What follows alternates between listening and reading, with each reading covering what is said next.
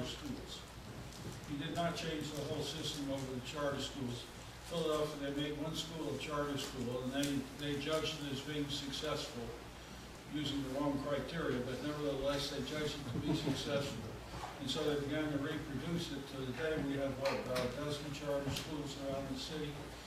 They ought to do the same. It would be a mistake in any system to try to convert the entire system in one fell swoop.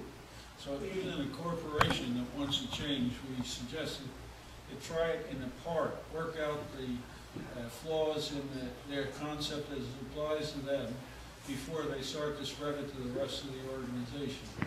And it works. At Eastman Kodak, I've cited this many times, is a 6th level manager in a small computing center that started a revolution in his department. Before it was done, 14 divisions of Eastman Kodak had gone through the same change, transformation, all coming out of one successful application. So you have to start small, where you have the best opportunity to do everything, not just a piece.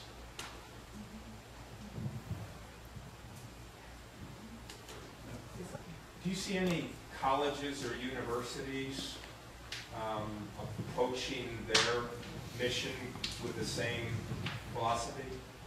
Well, he's asked you, he didn't ask me. I asked him what's being I'm going to answer first, then he's going to give you a different answer, and a better one probably. But I'm going to tell you just a very simple answer. I went to one, and the one I went to was common around the world, and that also influenced my thinking about how to go about this. When I left the United States, I left Columbia University as a freshman, and I went to the Hebrew University in Jerusalem. And that's where I finished my undergraduate work in the next 3 years. But the Hebrew University in Jerusalem at that time was modeled on Swiss universities. And the Swiss universities shared a lot in common with a lot of German universities as well. And they had a completely different system. You can read about it in Einstein's memoirs, for example. Their system was very simple. They had a bunch of people who gave lectures. You either came or you didn't come. You went, the first day you went, you paid your money for the year, you got a book, you know, a student booklet. And you, if you went to classes and you cared, you wrote down what you went to, you went to the professor at the end of the term, and you said, please sign that I went to your class. There were no exams, but you didn't have to go to any classes. You had the right to audit any class by paying your money, but you didn't have to go, and you never had to take tests. There was only one test you ever had to take. It was the master's. They didn't give this ridiculous thing called the bachelor's. It didn't mean anything. They gave a master's degree, which meant you were a master of a field. To get a master's degree, you had to pass an exam by experts in that field who certified that you were a master of the field you wanted a master's in. Okay? You want a master's in physics? You went before a board of physicists. They questioned you. They found out if you knew physics. If you did, you got a master's. If you didn't, you didn't. Okay? So the idea that you were free to pursue your passions as you wish for as many years as you wanted to, 1, 2, 3, 10, and you only got certified when you knew something about the field of your passion, and you got certified by people who knew that field. Okay? That's as close as you can get on a college level to what we're talking about. So I was born and bred in that on the college level. What happened was that all over the world, they went and adopted the American system.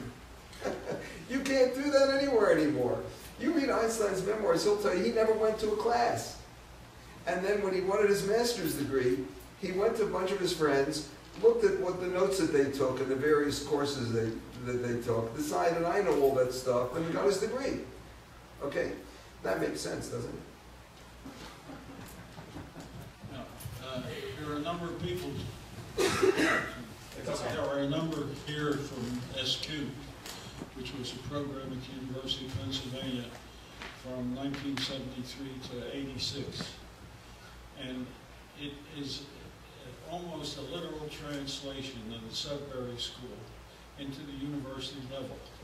There are certain changes necessitated by the nature of the institutions. But for example, there were no admission requirements. Anybody could apply and enter, but they were interviewed by students. And the students could not prohibit them from entering, but it could advise them and might say to somebody, we don't think you're going to make it, you don't want this program. They could get advice, but they didn't have to adhere to it. They could do whatever they wanted. There were exit requirements. They were told in the document what they're expected to know when they get the degree, which qualifies them to practicing systems. How they got that is entirely up to them. They each designed their own program, presented it to a faculty committee who might advise them to modify or change it. Once it was approved, they were off, and they could change it anytime they wanted with justification. They had 4 different ways they could learn the subject. They could learn it on their own, they could learn it in groups, they could learn it from courses, or they could go to any other institution they wanted to get the information. We didn't care how they got it. It was entirely up to the individual student. Now, we had to give grades because the university required it. So we made up grades. I don't remember very seldom we ever flunk anybody because that had no useful purpose. But at the end of the student's career, the faculty members with whom they had interacted intimately on project work, because all students were engaged in project work, would get together to evaluate the student. There were no tests, no scores, but people who would work with them. Because when you stop and think about it, after you come out of college, very few people are ever subjected to another examination. You don't use examinations to evaluate people outside of school. So there must be something wrong with them in school. You know how well a person can do by observing them using what they know. It's in use that you determine how much they know, not by an examination. And if the faculty doesn't know, there's something fundamentally wrong with the faculty, not the student. I had a young man come to me once. He was about, middle 30s. He was older than the average graduate student. And he said he was an MBA student, and he wanted me to write a letter of recommendation. He was applying for a job at the World Bank. And I looked at him and I said, I don't know you. You know, how can I write a recommendation for you?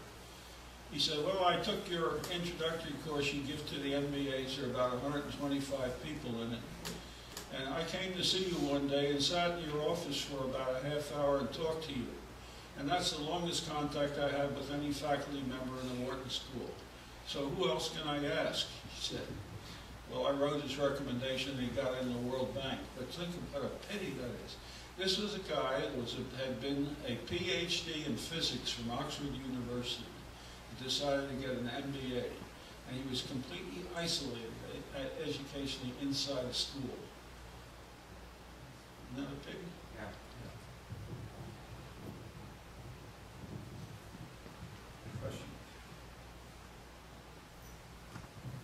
Question? The question about talent made me think about the controversy that Larry Summers caused a couple of years ago when he talked about or speculated about some of the possible explanations for why there aren't as many women in the top ranks of scientific fields. So I was wondering if your experiences have shed any light on gender differences in education.